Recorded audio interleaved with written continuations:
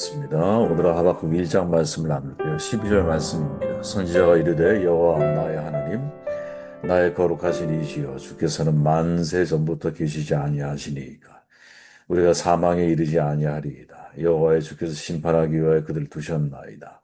반석이시여 주께서 경계하기 위하여 그들을 세우셨나이다. 하나님의 성품을 근거로 기다리라 라는 제목으로 말씀을 나누도록 할게요.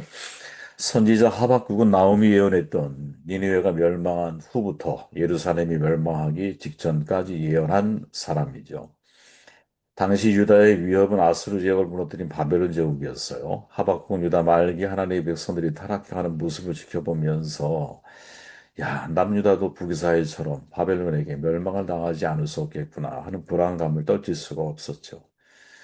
이게 항상 목회자에게 있는 불안감 같아요. 그죠? 뭔가 이렇게 상황을 보면 저 사람의 혹은 저 상황의 미래가 그냥 정확하단 말이 아니에요. 이게 베일에 가려져 있는 것이지만 그 미래가 암울하게 느껴질 때가 있죠. 그런 불안감이 들 때 참 마음이 진정하기가 쉽지가 않다라는 것. 저도 여러분도 경험해 본 삶이 아니겠느냐 하는 생각을 해봅니다. 하나님은 왜 하나님의 백성이 이 모양이냐고 하나님께 따지는 것으로 하박국은 시작을 하죠.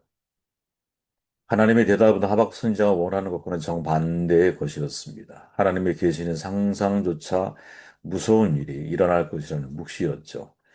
하박국은 여기서 하나님이 어떤 분이신지, 하나님을 믿는다라는 것이 무엇인지, 신앙을 유지한다라는 것이 어떤 것인지를 배워가죠. 불경건하고 불신앙 시대를 살아가면서 고민과 갈등으로 힘들어하는 신앙인들에게 더 깊은 차원의 기다림의 신앙을 가르치고 있는 그러한 말씀이 하박국서에 포함되어져 있습니다. 하박국처럼 질문을 가지고 하나님께 나아가는 거 바람직한 일이죠. 어제도 나눈 말씀이지만 인생은 질문을 잘 던져야 됩니다. 위대한 질문이 위대한 결과를 만들어낼 수 있거든요. 항상 내가 처한 상황은 하나님 앞에서 우연히 없다라는 생각을 가진다면 그럼 왜 지금 이 시기에 나를 여기에 세우셨는지, 하나님이 내가 어떤 일을 감당하기를 원하시는지, 우리는 내가 마침표를 찍는 사람이 아니라 언제나 쉼표, 이어 달려가야 할 사람들이기 때문에 쉼표를 찍고 인생을 살아가는 법을 잘 배워가야 되거든요. 그게 뭘까 늘 질문하고, 지금 나의 자리에서 내가 집중하며 최선을 다해야 할 일들이 뭔지, 그리고 하나님 앞에서 다른 사람이 다 인정할 수 없어요. 다른 사람이 볼 때, 너를 위한 인생이지, 우리를 위한, 나를 위한 인생은 아니잖아. 이렇게 생각할 수 있거든요. 근데 그럼에도 불구하고, 우리 모두는 다 하나님 앞에 각자가 살아내야 할 삶의 어떤 코스가 있는 거 아니겠어요? 그거를 인정해 줘야 되는 거죠. 하박국의 답답함은 오래도록 자기 민족을 위해 기도했는데, 백성이 돌이키기는커녕 오히려 악이 더해가는 것을 지켜보는 거죠. 기도에도 응답이 없는 거 하박국 선지의 답답함입니다. 드디어 하나님 말씀하셨지만 그 말씀은 하박국에 기대하고 기다리던 응답이 아니었죠. 하나님은 사납고 성급한 백성, 힘을 신으로 삼는 바벨론 사람들을 일으켜서 유다를 심판하겠다고 말씀하고 계십니다. 이것은 하박국이 가장 원치 않았던 일이거든요. 그런 거죠. 어떻게 거룩하신 하나님께서 이렇게 불의한 민족 바벨론을 통해서 그래도 하나님의 백성인데 그 백성을 심판의 도구로 바벨론을 사용할 수 있느냐. 굉장히 괴로운 일이죠. 그죠? 악인이 자기보다 의로운 사람을 삼키는 것. 어찌 하나님이 그냥 보실 수 있느냐. 이런 질문인 거죠.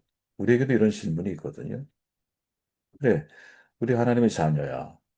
좀 실수할 수 있지. 그렇다고 어떻게 바벨론을 통해서 우리를 하나님이 심판하실 수 있어? 저 사람은 정말 나쁜 사람들 아니야.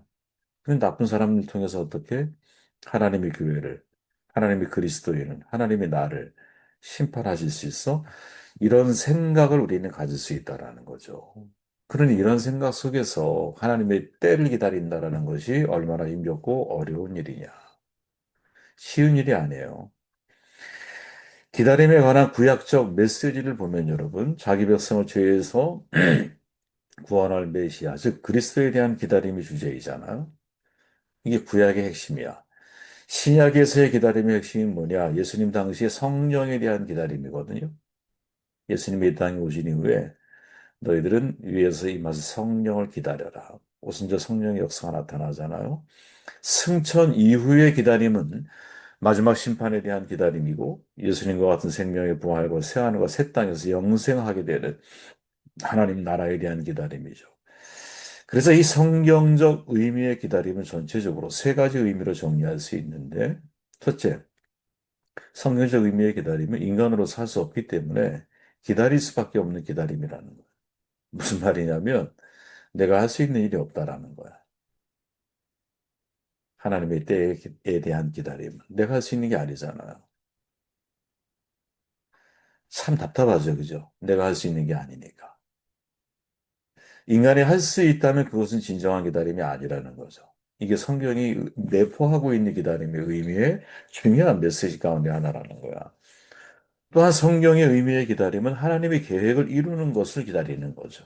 하나님 명령에 대한 기다림이에 따라서 인간이 나의 계획을 이루기 위해서 기다리는 것은 성경의 의미의 기다림이 아니야. 셋째로 그렇기 때문에 성경에서 말하고 있는 기다림은 그 기다림을 믿는 사람은 잠잠히 기다려야 하는 기다림인 거죠. 아, 이게 참 얼마나 어려운 일이겠어요. 그죠? 우리도 다 누구나 다 기다림을 경험하지만 성경이 말하고 있는 기다림은 하나님의 때, 나의 계획이 아니라 하나님의 계획이에요. 나의 때가 아니라 하나님의 때예요. 나의 방식이 아니라 하나님의 방식으로 그것이 이루어지도록 기다리는 기다림이기 때문에 사실 그 영역 속에는 내가 할 수 있는 일이 많지가 않죠. 오직 하나님이 그때를 내가 살아있는 동안 나에게 경험하게 하신다면 선하신 하나님께서 가장 선한 길로 나를 이끄실 것을 내가 믿고 어떠한 순간이라도 상황과 환경에 의해서 나의 기다림의 신앙이 흔들리는 것이 아니라 상황과 환경이 아니라 그거랑 무관하게 하나님의 성품에 근거해서 내 자신의 기다림에 내공을 쌓아 나아가는 것이 훨씬 더 중요한 문제라는 거죠. 여러분, 태도는 우리가 결정하는 거거든요. 상황이 아무리 나빠도 긍정적인 태도를 가진 사람은, 그죠? 미래에 대해서 낙관적으로 나의 삶의 반응을 선택할 수 있어요. 그러나 상황이 아무리 좋아도 내 마음이 부정적인 시각을 가지고 있을 때는 잘못된 선택을 하게 될 확률이 대단히 높죠. 인생을 생각해 보면 여러분, 삶 전체가 기다림의 연속이거든요. 송재림 작가의 글이 있잖아요. 우리의 삶은 여러 가지 감정들로 이루어져 있습니다.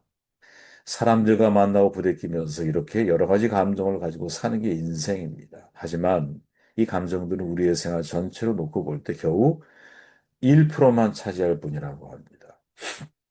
나머지 99%는 결국 기다림입니다.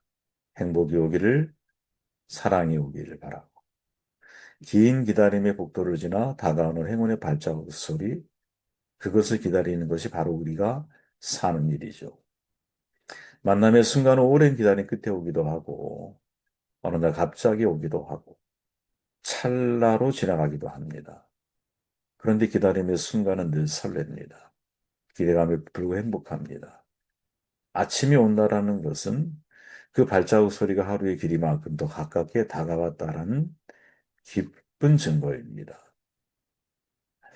제가 공감이 되는 것은 우리의 삶은 1%를 뺀 나머지 99%가 기다림이구나. 이 말에 공감이 돼요. 여러분은 어떠실지 모르겠는데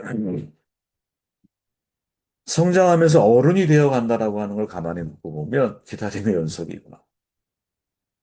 어른이 되어 갈수록 기다리는 게 많아져요. 자녀가 아름답게 성장해 주기를 기다려. 진짜로 그런 마음인 것 같아. 어릴 때는 기다림을 잘 몰라. 그죠? 젊을 때는 내 열정을 가지고 뭘 기다리게 하고 싶은 거 하면 되지. 막 저지르고, 막 다니고. 근데 어른이 되어 갈수록, 나이를 점점 먹어갈수록, 야, 기다림의 과정이구나. 기다림의 과정이구나. 한 젊은이가 지혜를 얻기 위해 현인의 제자가 되죠. 스승이 몇 달이 지나도록 아무것도 가르쳐 주지 않아. 불만에 찬 제자가 스승이 묻죠. 왜 아무것도 안 가르쳐 주세요? 스승이 질문합니다. 저기 벽돌 뒤에 많은 금괴가 있다고 하자. 그런데 돌벽으로 막아두었으니 어떻게 꺼낼 수 있겠느냐. 제자가 망설이지 않고 대답을 해요. 망치로 깨트리면 되잖아요. 그리고 꺼내면 되잖아. 스승이 제자에게 말해요. 그래, 내 말이 맞아. 하나도 모르게 닭의 알에서 생명을 꺼내려면 어떻게 해야 하지? 제자가 고민하죠. 그리고 대답해요. 품어주고 따뜻하게 해주고 기다려줘야 합니다. 스승이 말하죠. 생명이 자라서 스스로 껍질을 깨고 나오려면 품어주고 사랑해주면 돼. 많은 생각을 하게 만들죠. 야, 진짜 생명을 낳는다라고 하는 것은 어미새가 알을 품듯이 그 알이 신기하잖아요.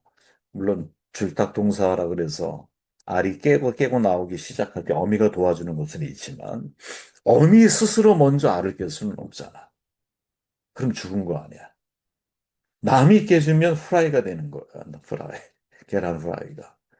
그러나 스스로 깨고 나오면 생명이 되는 거거든요. 병아리가 되는 거거든요. 그런데 스스로 깨고 나올 때까지 기다려줘야 되잖아요. 자녀도 마찬가지고. 하나님이 우리를 얼마나 기다리실까? 하나님이 강요해서 우리에게 사랑을 받기를 원하신다면 그는 진정한 사랑이 되기가 어렵겠죠. 우리가 스스로 내 내면 세계에서 깨어나와 자발적인 선택, 하나님에 대한 사랑을 선택하고 자발적인 유산, 하나님이 내게 원하시는 삶을 내가 기뻐하고 내가 하고 싶은 나의 욕망이 아니라 하나님이 내게 하라고 주신 일을 내가 사랑하게 되고 그래서 하나님만을 바라보며 내 삶을 살아가려고 하는 기다림이죠.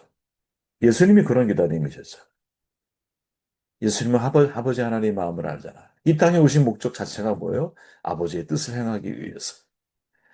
그리고 고백하시기를 내가 아버지가 내게 하라고 주신 일을 다 이루어 아버지를 영화롭게 하였습니다. 이렇게 고백하는 거죠. 저는 기다림의 사랑을 할 줄 알아야 한다고 봐요. 그게 성숙해지는 비결이에요. 그리고 그 기다림의 근거가 하나님의 성품일 때. 그때 참 곤란한 기다림이죠. 힘들어요, 기다림 자체가. 그런데 그 기다림을 의미 없는 수동적인 기다림의 시간이 아니라 능동적인, 즉, 기도하며 기다림을 배워갈 수 있는 거지. 사실 여러분, 기다림이 하나님의 성품에 근거하지 않을 때는 기도가 안 나와요. 그냥 견디는 거지. 물론 내일 말씀 또 나누겠지만, 믿음이라고 하는 중요한 요소 속에는 버티는 힘이라는 뜻이죠. 아노라라고 하는 말에 버티는 힘이라는 뜻이 있거든요. 야, 버티는 게 이게 믿음이구나. 오늘 여기서도 믿음이 있죠. 그 믿음이 뭐예요? 기다림인 거야. 하나님의 때 하박국은 그때가 언제인지 알지 못해. 그러나 그때를 기다려요. 파수꾼의 기다림처럼 기다려요. 그리고 오직 의인은 믿음으로. 그러면 하박국이 말하고 있는 믿음 속에는 기다림이 포함되어 있는 거죠.